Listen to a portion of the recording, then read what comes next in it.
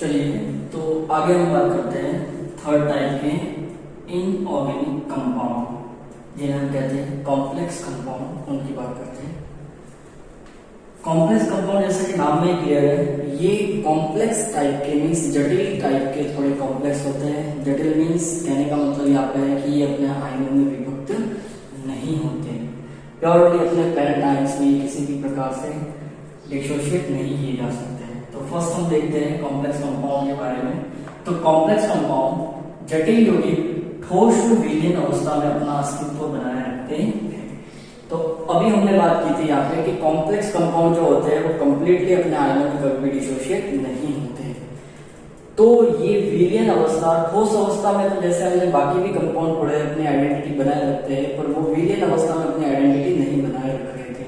परंतु जो complex compound होते हैं वो ठोस अवस्था के साथ ही साथ विलीन अवस्था में भी अपना अस्तित्व बनाए रखते हैं, अपनी आइडेंटिटी को किसी भी हालत में नहीं खोते हैं।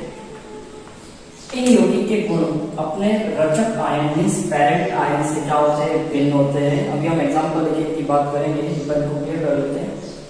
जटिल यौगिक विलीन अवस्था में आयनित होकर आयन्स देते हैं, परंतु ये आयन इनके पेरेंट आयन से अधिक भिन्न होते हैं।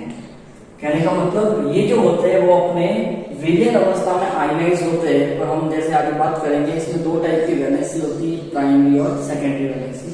तो उस समय जब वर्नर थ्योरी की हम बात करेंगे, अगला टॉपिक हम लेंगे वर्नर थ्योरी, उसमें आपको क्लियर होगा किस तरीके से इसमें दो प्रकार की वैलेंसी होती है। एक वैलेंसी होती है जो टूट जाती है, दूसरी वैलेंसी नहीं टूट पाती। तो उसी बेस पे ये जो होते हैं कॉम्प्लेक्स कंपाउंड का फॉर्मेशन होता है। तो इनको क्या किया जाता है जब हम डिसॉल्व करते हैं, तो यहाँ पे जैसे ये एग्जांपल आप देख पा रहे हो K2NiCl4 का, तो इसमें ये जो है K2 ये एक जुड़ा हुआ है और साथ ही साथ ये जुड़ा हुआ है। तो जब इसको हम डिसॉल्व करते हैं तो यहाँ से तो ये आयनाइज हो जाता है, परंतु अंदर वाला जो ये वाला कॉम्प्लेक्स कंपाउंड का पोर्शन होता है जो कोऑर्डिनेशन स्फीयर के अंदर है, ये आयनाइज नहीं होता और ये ऐसा कैसा बना रहता है। अगर हम बात करें इस कंपाउंड की, तो ये अपने मेन K+ Ni और Cn- से मिलके बना हुआ है यहाँ। पर जब हम देखते हैं इसके रचक जो पेरेंट आयंस तो है वो K है, Ni और Cn है, पर एक बार जब ये क्या करते हैं आपस में मिक्स होकर कॉम्प्लेक्स कंपाउंड का फॉर्मेशन कर लेते हैं, तो ये दोनों जो आपस में मिलके कॉम्प्लेक्स बना रहे हैं NiCl4 का, वो किसी भी हालत में फिर आयनाइज नहीं होता। तो डिसॉल्व करने पे ये सिर्फ आयनाइज किस फॉर्म में हो सकता है, K+ और ये NiCl4 आपस में आयनाइज हो जाते हैं। अब जब आप इसका टेस्ट लगाओगे केमिकल टेस्ट, तो ये K+ का तो टेस्ट प्रेजेंट दिखाएगा, पर Ni एब्सेंट शो करेगा, Cn एब्सेंट शो करेगा, पर ये NiCl4 जो कॉम्प्लेक्स है उसका टेस्ट क्या करेगा, प्रेजेंट दिखाएगा। कहने का मतलब ये है कि यहाँ पे जब ये कॉम्प्लेक्स कंपाउंड बनता है तो इसको जब डिसॉल्व किया जाता है तो यहाँ से एक पोर्शन तो आयनाइज हो जाता है, और दूसरा पोर्शन जो कोऑर्डिनेशन स्फीयर के अंदर होता है वो आयनाइज नहीं होता। और आयनाइज नहीं होता इसलिए इसको हम क्या कहते हैं, ये जटिल प्रकार का होता है, कॉम्प्लेक्स टाइप का होता है, और ये जो कंपाउंड होते हैं कॉम्प्लेक्स कंपाउंड कहलाते हैं इसकी वजह से। और ये आयनाइज होकर क्या देगा, K+ और NiCl4 O2-। तो जब इसका टेस्ट लगाया जाएगा K+ का तो अपना पेरेंट आयन का टेस्ट देगा, पर यहाँ पे Ni और Cn का अलग से टेस्ट नहीं देंगे। ये जब टेस्ट देगा इस पूरे कंपाउंड का टेस्ट देगा, इस पूरे कॉम्प्लेक्स का टेस्ट देगा, अलग से निकिल और साइनाइड का टेस्ट नहीं देंगे। तो हमें ये लगेगा कि इसमें निकिल एब्सेंट है, साइनाइड एब्सेंट है, पर NiCl4 कंप्लीटली प्रेजेंट है। तो इस लाइन का मतलब यही है कि जटिल यौगिक विलीन अवस्था में आयनित होकर आयंस देते हैं। आयंस कौन से देंगे, ये K+ और ये पूरा का पूरा ये वाला। तो परंतु ये आयन इनके पेरेंट आयन कौन से थे हमारे पास, K था, Ni था, Cn था। इनसे ये क्या होते हैं, भिन्न होते हैं, क्योंकि हमें पता है अगर सेम होते तो यहाँ पे क्या होना चाहिए था, ये भी आयनाइज होने थे, परंतु ये यहाँ पे आयनाइज नहीं होते। इसका मतलब ये क्या है, अपने पेरेंट आयन से भिन्न प्रकार का आयन दे रहा है। जटिल यौगिक स्थायी होते हैं तथा ये उपसहसंयोजी कोऑर्डिनेशन बॉन्ड बनाते हैं। यहाँ पे हमने बात की है कि जटिल जो कॉम्प्लेक्स होते हैं वो क्या होते हैं, स्टेबल फॉर्म में होते हैं, स्थायी अवस्था में रहते हैं, क्योंकि हमें यहाँ पे दिख रहा है अगर ये स्थायी नहीं होता तो ये भी यहाँ से टूट जाता।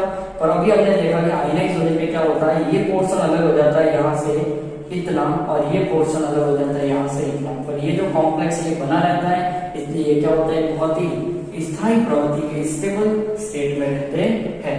और ये क्या बनाते हैं हमें पता है, हमने पिछली क्लास में देखा था इसका फॉर्मूला, इसका जो स्ट्रक्चर था वो हमने देखा था, तो उसमें हमें पता है ये क्या बनाते हैं, कोऑर्डिनेशन बोर्ड का फॉर्मेशन करके एक दूसरे से जुड़े रहते हैं।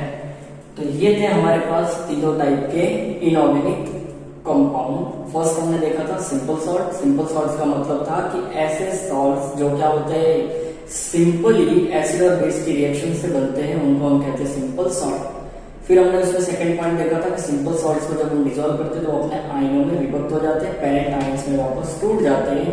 फिर अगला पॉइंट हमने देखा था कि इनको जो टेस्ट लगाया जाता है, केमिकल टेस्ट लगाए जाते हैं, तो सिंपल सॉल्ट क्या करते हैं, अपने पेरेंट आयंस के टेस्ट हमें देते हैं। फिर हमने सेकंड टाइप के कौन से कॉम्प्लेक्स पढ़े थे, बाइसॉल्ट्स।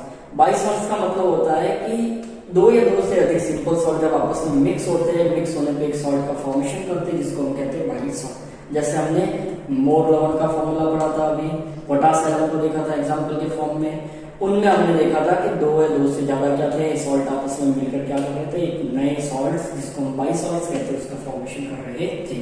और वो भी सॉलिड स्टेट में तो अपना आइडेंटिटी बनाए रख रहे थे, तो जैसे ही उनको हम पानी में डिसॉल्व करते हैं वो अपनी आइडेंटिटी लॉस कर लेते हैं, खो देते हैं, और अपने पेरेंट आयन जिनसे उनका फॉर्मेशन हुआ था उनका क्या करते हैं, टेस्ट देते हैं। फिर थर्ड टाइप के हमने पढ़ा है कॉम्प्लेक्स कंपाउंड। कॉम्प्लेक्स कंपाउंड में क्या होता है, मेनली कोऑर्डिनेशन बोर्ड का फॉर्मेशन होता है। ये जो कॉम्प्लेक्स कंपाउंड होते हैं वो सॉलिड स्टेट में भी अपनी आइडेंटिटी बनाए रखते हैं, और इसको डिसॉल्व करने पे भी, जल में घोलने पर भी अपनी आइडेंटिटी बनाए रखते हैं। और इन यौगिकों के गुण उनके क्या होते हैं, जो पेरेंट आयंस होते हैं उनसे डिफरेंट टाइप के होते हैं। यहाँ पर हमने देखा था कि पेरेंट आयन क्या था, के था, Ni था, Cn था, तो इन सबके अलग अलग कैरेक्टर है। पर जब इनको अपन एक बार कॉम्प्लेक्स बन जाता है, बनने के बाद जब डिसॉल्व किया जाता है तो के तो टेस्ट देता है, पर NiCN जो होते हैं वो निकेल और साइनाइड के अलग अलग टेस्ट नहीं देते। ये डिफरेंट टाइप का ही NaCN4 का ही कॉम्प्लेक्स के टेस्ट हमको दिखाई देते हैं, जो कि इसके पेरेंट आयन से डिफरेंट टाइप के कैरेक्टर होते हैं, क्योंकि ये अपने आप में अलग केमिकल कंपाउंड है। निकेल साइनाइड अगर सेपरेट फॉर्म में रहते थे, अपने आप में अलग केमिकल देते हैं, सॉरी कैरेक्टर देते हैं। तो इस तरीके से पेरेंट आयन से इनके क्या होते हैं, डिफरेंट कैरेक्टर, केमिकल प्रॉपर्टीज दिखाई देती है। और ये जो होते हैं स्टेबल होते हैं, और साथ ही साथ ये कोऑर्डिनेशन बोर्ड से मिलकर बने होते हैं। तो यहाँ तक हमारा कोऑर्डिनेशन केमिस्ट्री का जो सेकंड टॉपिक था वो क्लियर होता है, इनऑर्गेनिक सॉल्ट। अगली क्लास में हम बात करेंगे इनऑर्गेनिक सॉल्ट में जो कॉम्प्लेक्स कंपाउंड उनको समझाने के लिए डिफरेंट थ्योरी दी गई थी, जिसमें कॉम्प्लेक्स कंपाउंड को समझाने के लिए बहुत ही इंपॉर्टेंट थ्योरी है जिसमें से हमेशा क्वेश्चन बनते हैं, वो है वर्नर थ्योरी। और अगली क्लास में हम बात करेंगे वर्नर थ्योरी, किस प्रकार से वर्नर ने इन कॉम्प्लेक्स कंपाउंड को समझाने की कोशिश की है। Thank you so much.